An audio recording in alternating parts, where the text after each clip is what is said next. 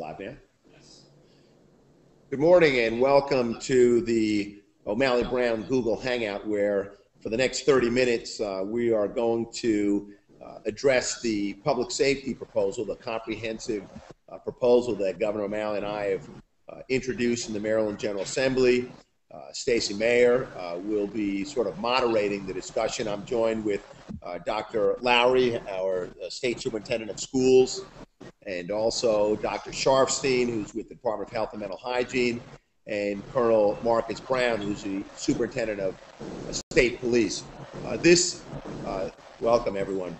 This morning, this is our effort to reach out to even more Marylanders. Over the course of the last 2 weeks, we've had town hall meetings in Baltimore City, Prince George's County, and Montgomery County, where we've had a robust discussion about the legislative proposal, and we've been able to hear from Marylanders about to answer questions, to hear about some of their concerns, their hopes on what we would accomplish in making Maryland a safer state. So let me just start by saying that the governor and I have introduced this comprehensive legislative package. It has 3 parts. One deals with gun control, and as you'll hear in greater detail, there's a licensing provision. So we're going to require Marylanders to license before purchasing guns. But it doesn't include shotguns and hunting rifles, and you'll hear more about that. And that will be in addition to the background check. We're seeking to ban assault weapons and to limit the capacity of magazines to 10 rounds. You'll also hear from Dr. Sharfstein about that portion of our proposal that addresses or focuses on mental health and what we're doing to strengthen the mental health system, to be able to share information among those who need information to make sure that people who are at risk are not in possession of firearms. And you also hear from Dr. Lowry about that part of our proposal where we're going to establish school safety protocols through a center of excellence, where we're putting $25 million into our budget for physical security measures in our schools, such as automatic locking doors and video surveillance and things like that. So it's a comprehensive proposal. No single component or element of our proposal will rid our communities of violence, but we believe that taking together and in addition to the ongoing steps that we're taking to make Maryland safer, that we will in fact improve the overall safety in Maryland communities as we continue to reduce crime throughout the state of Maryland.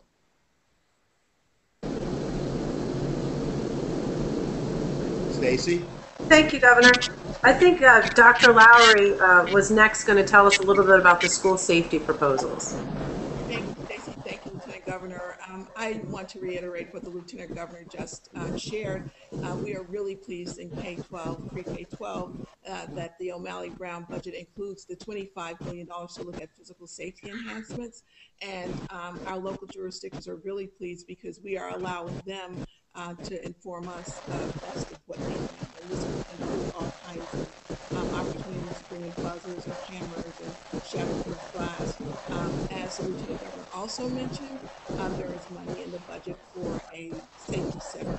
And we are really pleased in K-12 education about this because for the first time in a really robust way, we actually get to sit down with law enforcement, mental health officials, and emergency officials to get second sets of eyes and ears on the plans that we develop every year to see if there are any gaps there that we didn't think of, and to also share best practices from across the state in all of those areas: mental health, law enforcement, emergency management. We are really pleased with that collaboration. And finally, in that vein, we sat down with all of those entities and actually looked at our plans that we currently have, because the state already requires every local jurisdiction to have an emergency management plan that includes active shooters, and they are required to also run drills every year with their students and educators to ensure that they are prepared. So as this conversation goes forward, we're going to be working very closely with the Lieutenant Governor and all of our partners in the state government to determine if we really need to look at our regulations to make them stronger. Thank you. Thank you, Dr. Lowry. I think Dr. Sharfstein, if you could tell us a little bit about the public health issues attendant to this discussion, as well as some of the mental health proposals that are in this comprehensive package? Sure, I'd be glad to. Thank you, Stacy, and thanks to the Lieutenant Governor and the Governor for their leadership, and to my colleagues, Dr. Lowry, Superintendent Brown. So, gun violence is a very important public health issue, measured not just in terms of the hundreds of Marylanders who die every year, but also the thousands who are seriously injured, and even more whose lives are forever altered with a brother, sister, or a parent or child. And so we think that it is very important that there be a comprehensive response, and one of the pieces to the puzzle has to do with mental illness. Overall, mental illness is not associated with violence, but there are certain clinical situations when untreated which do have an increased risk of violence. You can see that perhaps in some of the mass shootings where individuals very clearly have untreated serious mental illness. The proposal that the administration is putting forward includes additional funding for crisis services to help individuals with mental illness better, and expanded training for law enforcement around issues of mental illness, funding a center of excellence for the early diagnosis of serious mental illness around late adolescence and early adulthood, a center that can provide support to clinicians and parents, a task force to improve continuity of care so people can stay in it. And it also has some provisions with respect to guns. It really is a targeted expansion of the prohibitions around guns and a sharing of data so that the background check at the state level is the same as the background check at the federal level. So the targeted expansions of prohibitions include individuals who are put in guardianship because they don't have the capacity to make decisions for themselves, so they would be prohibited from owning a firearm while they are in that period. And it also includes individuals who are committed by a judge to a psychiatric institution if there is a finding of potential risk of violence. So we are in the process right now of getting a lot of feedback. We've had some great public meetings. We've had one major hearing in the legislature, and as this process moves forward, we'll be honing these different proposals around mental health so that we can have a really solid step forward. Thank you, Dr. Sharfstein. Colonel Brown, could you tell us about some of the firearm safety measures in the proposal? Sure. Thank you, Stacy. And again, I want to begin by just commending the governor and lieutenant governor for putting forward what law enforcement leadership across the country believes as a comprehensive approach to the firearm struggles that we have in the country and the firearm violence associated with that. The firearm safety component of it begins with a ban on the assault rifles. The second component of it begins with limiting the magazine capacity from 20 rounds down to 10 rounds.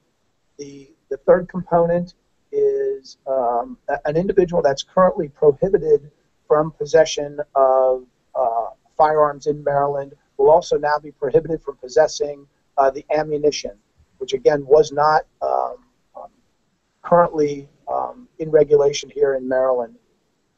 The next part is the licensing component, and the licensing component now is going to consist of a fingerprinting component and a firearm safety training, along with a background for every purchase of a regulated firearm in Maryland.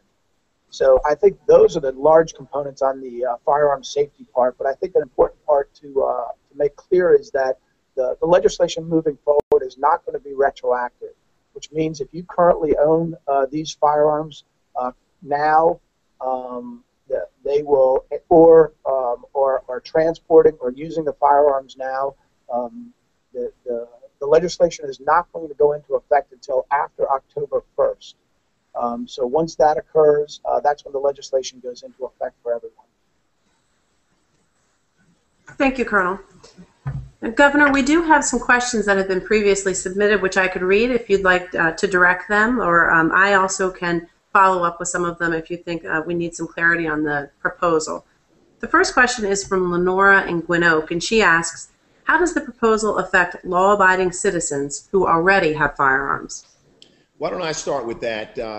first of all, thank you for the question, Lenora. And our goal is not to prevent law-abiding citizens from lawfully owning, possessing firearms. What our goal is to prevent criminals, essentially, from possessing and unlawfully using firearms.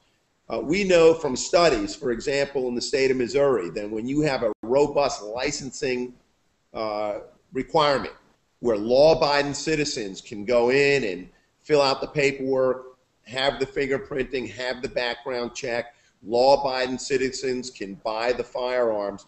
We know that in those states that have that licensing, it reduces the number of firearms that are in possession of criminals. And studies have shown this to be true. So as Colonel Brown also mentioned, for law-abiding citizens that are using shotguns and rifles for hunting, which is certainly a tradition not only in Maryland but in this country, the proposal doesn't affect the ownership and use of those firearms. So what we're trying to do here is to enable law-abiding citizens to purchase and to own firearms, while at the same time reducing and ultimately preventing criminals from unlawfully possessing firearms. Thank you, Governor. And I should say, as the legislative officer here in the governor's office and a former prosecutor, that all of the proposals that are mentioned here are prospective. They are not retroactive. We've had some questions. That's not one of the ones that were posted, but just to assure everyone that this does not affect individuals who currently legally possess firearms. The second question that we have is from Janice in Edgewater.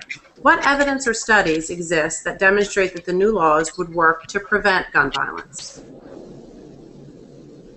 Why don't we have, maybe Josh can handle this, because Secretary Sharfstein, I think, was able to introduce at the last town hall meeting the study, or speak to the study from Missouri.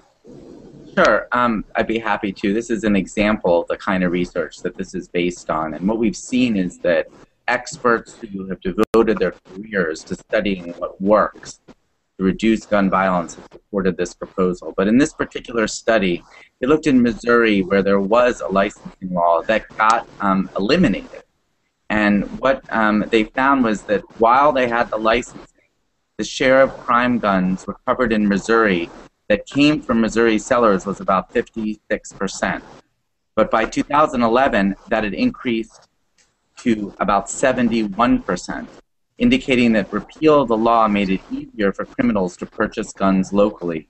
The share of guns diverted to criminals shortly after a retail sale doubled following the law's repeal. And Dr. Daniel Webster from Johns Hopkins, who did this study, I've heard him talk about it. And what he says is that this licensing really, this indicated to him that the licensing really was able to reduce straw purchasers, reduce the scenario where people get someone to buy a gun for them and they have to go through the licensing. They don't want to do that. They're much less likely to do that. And as a result, criminals in Missouri had to look harder to find guns than when the licensing got repealed. And his view is certainly that when it's harder to find these guns, when criminals are having a harder time finding guns, it makes it basically makes it safer for the community. And that's an example of a study that's been published. And I think that what we've tried to do in the legislation is identify specific mechanisms or provisions that are in fact supported by evidence like this. Thank you. The next question we have is from Jen in Havre de Grace, and she asks, in the short term, what are schools doing to improve their security? Dr. Lowry? Thank you. One of the things that I mentioned earlier is the process we're going through with law enforcement and mental health officials at the table with us to actually look at the plans that the school systems currently have in place around safety and security. So we're reviewing those plans and doing a gap analysis, because I will tell you that what we're actually in process of doing is strengthening what we already have. Some of our districts have really robust, extensive plans around making sure that students and educators are safe and secure. So we're going through doing gap analyses and finding ways that from district to district we can share best practices. Thank you. The next question is from Halethorpe. It comes from Tanya, and she asks, why is the governor proposing an assault weapons ban when they account for only less than 1% of homicides in Maryland and less than 3% of homicides nationwide? Well, let me start, and then certainly Colonel Brown can pick up after this. The reason why we're proposing a ban on assault weapons, because as is mentioned in the question, they do account for a number of homicides in Maryland and around the country. We recognize that banning assault weapons is not the only answer to reducing gun violence in Maryland or around the country. But we also recognize that by by banning assault weapons, we will be able to reduce the number, even if it's a small percentage. But you can't look at what we're doing solely in terms of banning assault weapons. It's banning assault weapons. That's a small percentage. It's licensing, which will probably account for a larger percentage. It's the work that we're doing to make our schools safer. It's the work that we're doing to improve the mental health system. It's also the extraordinary work that continues to happen each and every day by local law enforcement, by the Maryland State Police, and our partnership with law enforcement agencies throughout the state and the country. Their efforts to reduce violence, to take off the streets unlawful weapons. So we're not just focusing on assault weapon ban. That's just part and parcel of a larger, more comprehensive approach to reducing gun violence. Thank you, Governor. As a sort of a follow-up, actually, to that question, John in Cooksville asks about the 10-round magazine capacity limitation, why that's important, and what criteria was used to focus on 10 as opposed to the current 20-round limit in Maryland. Why don't we let Colonel Brown pick that up? Yeah, I would also like to just jump back and echo what the Lieutenant Governor said in reference to the violence with these weapons. You know, law enforcement does not believe for a minute that, you know, this law alone is going to end gun violence. You know, law enforcement is still going to continue to focus on what we've always been focused on, and that is ensuring that we're targeting the worst criminals in this state, the most violent criminals, that we're ensuring that our deployment is going after that small number of people that is causing the majority of crime in this state. And we're going to continue to work with our federal partners and prosecutors to ensure that those are the targets that are going to get the hardest prosecution, are going to be put in jail for the longest amount of time. So when law enforcement looks at this legislation, again, we're not looking at one specific part of it. What we wanted is comprehensive legislation that focuses on the big picture of what's going on here with this legislation and this issue. And I think correcting some of the issues that we have in the gap on the mental health portion of it, to ensure that if there are mental health issues, that those people are not getting guns, I think that was very important for law enforcement. For everybody, I think making our schools as safe as possible, whether that's a school resource officer, whether that's additional security, whether that's training, or whether that the school system is following the best practices laid out there across the country. Those are the things that law enforcement leadership wants to have happen. And then finally, on the gun aspect, again, law enforcement believes that there are people that feel that having a firearm in their home for security reasons, law-abiding citizens, that's supported, and that's supported by the legislation. You know, the last issue on reducing the magazine rounds from 20 down to 10, again, we feel people securing their homes, having the ability to have a firearm with 10 rounds, that they're going to be able to still do that. What we don't want to see are scenes on the streets where there are hundreds, 10, 30, 40, 50, hundreds of cases on the street corner, and the carnage that comes from that, that's what law enforcement struggles with. And there are many scenarios where a suspect is reloading their gun and has a struggle as a result of that, and that allows either citizens or law enforcement at that time to intervene. Thank you, Colonel. And Governor, I think that we heard from Scott Schellenberger at the initial hearing, who is the state's attorney in Baltimore County, in terms of what Colonel Brown just said about the time it takes for a suspect to reload gives either a Good Samaritan or law enforcement the ability at that time to overcome the suspect before they can actually discharge more rounds. Scott Schellenberger discussed the Perry Hall shooting, in which the shooter there had one shotgun shell in his shotgun and 12 additional rounds in his pocket. Because he was only allowed, capable at that time of discharging one round, a guidance counselor was able to stop him before he could shoot additional persons. He did, however, in his confession indicate that he wished to, prior to going to the school, obtain a gun that was in his home that had additional rounds, a higher capacity magazine, because he wanted to hurt, injure, or kill as many people as possible. So that time it takes to reload gives law enforcement individuals a chance to overcome a suspect. And we have seen that in multiple times in mass shooting contexts, both in Maryland and elsewhere. Stacey, let me also say this. I mean, I've spent 28 years in both active duty and in the United States Army Reserves, and I've had an opportunity to train on and fire M16 rifle, the M4, and a host of other weapons. And I can tell you that, you know, when I went to Iraq, all of us were clamoring for 20-round, 30-round magazines, because we knew that on a battlefield, the more rounds you can have in that magazine, the better off that we believe that we would be. But when you're talking about assault weapons in civilian populations, there's absolutely no need for 20-round magazines. Quite frankly, 10-round magazines offer an ample opportunity to defend yourself. And if well trained, and that's part of the safety training that will be offered, you'll be prepared to be able to change out magazines safely. So that if you're in a situation where you need more than 10 rounds, then you know, you'll be able to adequately be able to do that. But those 20-round magazines are great for the battlefield.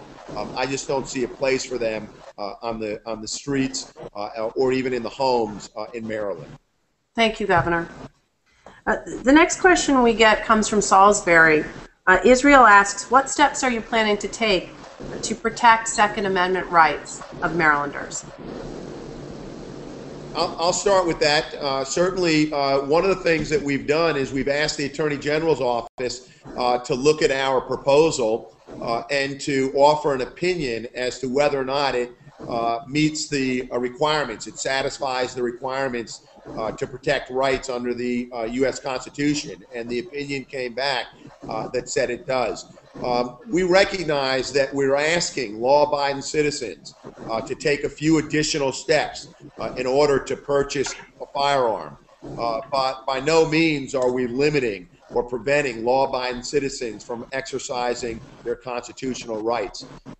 So we've carefully considered it, and we think that we've struck a good balance with the proposal that we've set forth. Thank you. We do have a question perhaps for Dr. Sharfstein, and it's from Travis in Silver Spring. He asks, how will the civil rights of those who seek help for mental or emotional issues be protected in this legislation? Sure. Are you able to hear me? I am. Okay, great. You know, I don't think this legislation impedes the civil rights of individuals with mental health conditions. All the civil rights that people have they would still have. I think that what it tries to do under the law and the kinds of restrictions on gun ownership that have been considered and in fact are implemented in other places, it has a targeted expansion of those. And one thing that the law does that I think is relevant to this question is that it creates a process for people to have their gun rights restored, a process that really doesn't exist in implementation right now.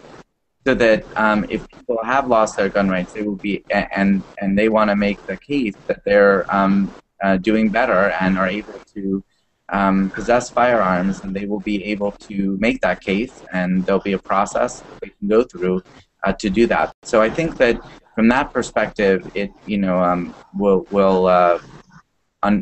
be more conducive to individuals, and I also think that overall it should not impede civil rights.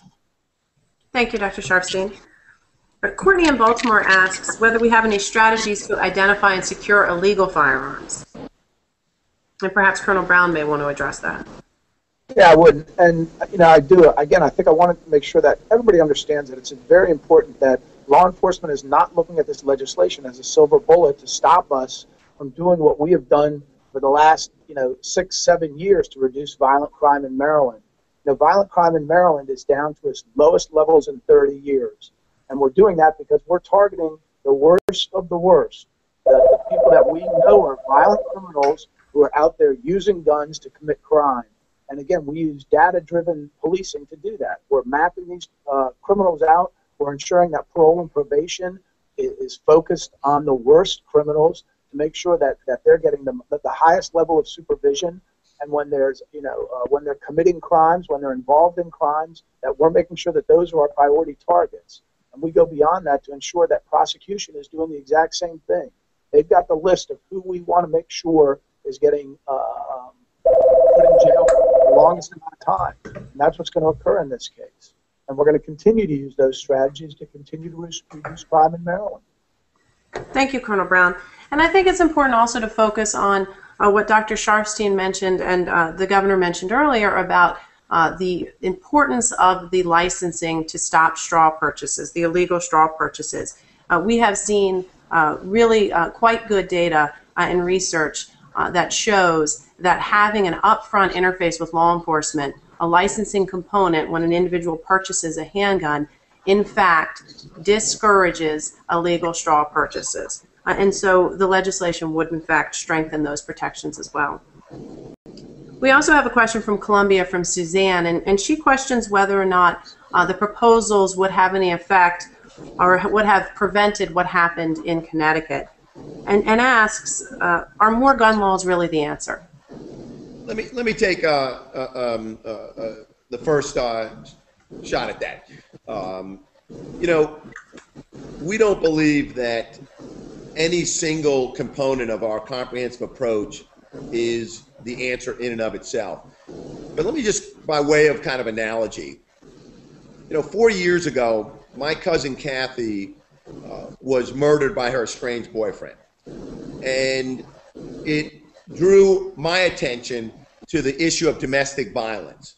The next legislative session, we introduced and successfully passed a law that gave judges greater authority to order domestic abusers to surrender their firearms when a protective order is issued.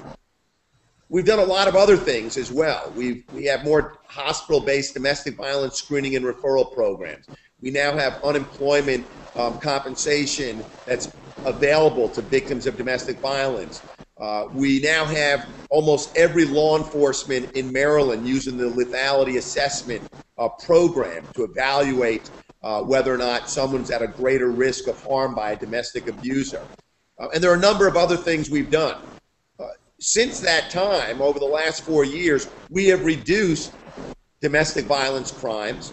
We have reduced domestic violence homicides in Maryland, and we've reduced the domestic violence homicides that involve firearms. I don't know if it's because of the fact that judges have greater authority to order abusers to surrender their firearms. I don't know if it was because of the domestic violence screening and referral programs in our hospitals. I don't know whether it's any one of the other things that we've done. But what I do know is that taken together, those measures have resulted in a safer Maryland. That's what we believe will happen with this comprehensive package that we have introduced to the General Assembly. Banning assault weapons, licensing for firearms, a more robust mental health system, and school safety protocols. Taking together, we believe firmly, based on evidence we have seen in other states, that we will reduce the level of violence and gun-related violence in Maryland. So whether or not it would have stopped or prevented what happened in Newtown, Connecticut, that is not a reason for us not to look at ways to make Maryland a safer place. It's very true. Thank you, Governor. I think we have time for one final question, and it comes from Stephen in Upper Marlboro, and he asked whether hunters under the age of 21 will be prohibited from hunting under the proposed legislation. I don't know if Colonel Brown would like to take this question, or you, Governor. If not, I think I might be able to answer this one. Well, why don't you take that one, Stacey? Okay. Seems sort of unfair to take the last one as the moderator, but okay, thank you, sir. I just want to assure everyone that there was nothing in this legislation that was intended to affect the hunters in Maryland and their ability, and hunters under the age of 21 to hunt in Maryland. We have received a couple of inquiries based on what Colonel Brown mentioned as the ammunition restriction. That is, if you're prohibited from possessing a firearm in Maryland, a regulated firearm. Regulated firearms are not hunting rifles and shotguns, that you are then prohibited from having ammunition. We do not think that hunters under the age of 21 are included in that prohibition because it's only mentioned for regulated firearms, which are not hunting rifles and shotguns. However, let me assure everyone that to the extent that there is any confusion in the legislation, we will work to make it clear that hunters under the age of 21 are not affected by this proposal. I think that should answer the question. I don't know if Colonel Brown has any other thoughts he wants to add on that. I think you hit it right on the point. I think the idea was that the legislation's not finalized now, so we're reaching out to in our gun forums going across the country, obviously down in Annapolis. We want to hear from everybody to make sure that we're tailoring this legislation to make sure that legal gun owners can continue to own guns, and sportsmen in Maryland have their ability to continue doing what they love. Thank you so much. Governor, I think that's all the questions we have time for. I don't know if you'd like to say anything to end this Google Hangout, but thank you for having me. Let me just thank the members of the panel, Dr. Sharfstein, Colonel Marcus, Dr. Brown, and I also want to thank you, Stacey, for moderating. But more importantly, I want to thank all of our viewers for giving us an opportunity to clarify our proposal, to explain sort of our intent and purpose. And we hope that over the course of the last 3 town hall meetings and this Google Hangout that we've been able to answer most, if not all, of your questions. So thank you very much.